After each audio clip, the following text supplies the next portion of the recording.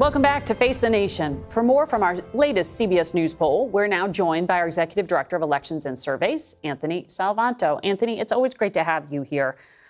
It's the time of year where Americans go out and they spend a whole lot of money because they're getting ready for the holidays. So how are people feeling about the economy? The story of the economy is a story about prices, as it has been for years. And people say prices are still high, not going down. In fact, many say they're still going up. And it's a reminder that even as we talk about inflation and the macro inflation rate of change numbers, this is people walking down the aisle in the grocery store and saying that's expensive or that's not. As simple as that is what you pick up in a poll. Now, the other part of this is about expectations, which is at the start of this year, people told us that they thought the economy was going to get better, that prices were going to come down. So you see this sort of realization here that it is not. That's number two. But the other part of this is, as it comes back to those numbers you mentioned for the president and his ratings for all of this.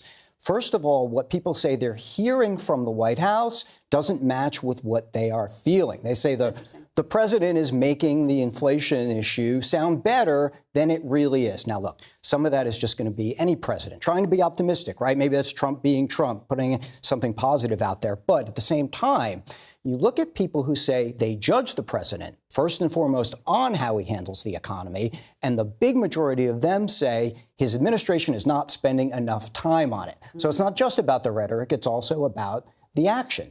Now, the other part of this is when you look at the decline in his approval ratings on handling the economy, it's kind of slow and steady down to this point, which comes back to those expectations, which is that people sort of comparing what they expected to what they're seeing now. And that's a big reason why his handling for it has slowly gone down. Pocketbook politics, always so important. The other big policy for this president has been immigration. And his supporters have stuck by him on that. How's he faring? Very much so. Still very strong support from the Republican base. That's right. And relatively better than he does on the economy. But speaking of the economy, there's an economic component to this, too, which is people say that the deportation program is more likely to be hurting the economy right now, making it weaker than making it stronger. So you go a little... It's harder to find workers? Well, you go a little bit into that, right? And people say, the ones who say that they feel like it's impacting the area around them, and the ones who say they think that is for the worse, say their sense of things is that people are staying home more as a result of this, not necessarily going out. And so one of the things you see there is the potential or the perception of an economic impact out of the deportation program, although, yes, it still maintains strong support from Republicans. Different topic, but related. The White House is preparing for some kind of military action against Venezuela, and the president has linked this to both drug policy and immigration policy because of those Venezuelan refugees who've been coming into this country in recent years. We have lawmakers saying not enough information is being shared. Does the public think they know what's happening? The public is echoing exactly that sentiment, right? You get this big majority that says the administration has not yet explained what the U.S. position is, what is going on there. But then on the other side of that, that it needs to.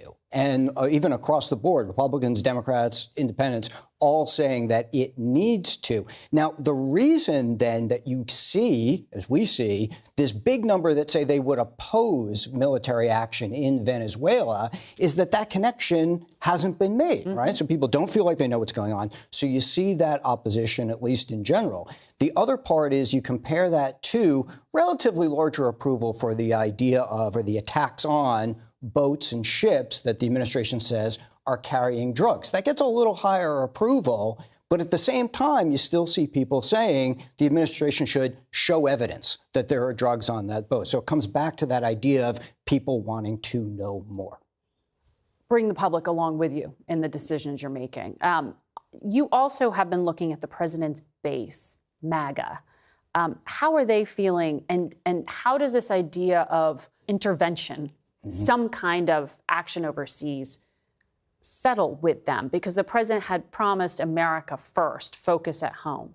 Right now, with regard to Venezuela, you see the MAGA Republicans, so identify as MAGA Republicans, even more supportive than non-MAGA Republicans at the idea. Why is that? Number one, they do see it as tied to drugs. They're more likely to say, if we were to go in there, that it might stop the flow of drugs into the U.S. So they're listening to what the president is arguing, number one.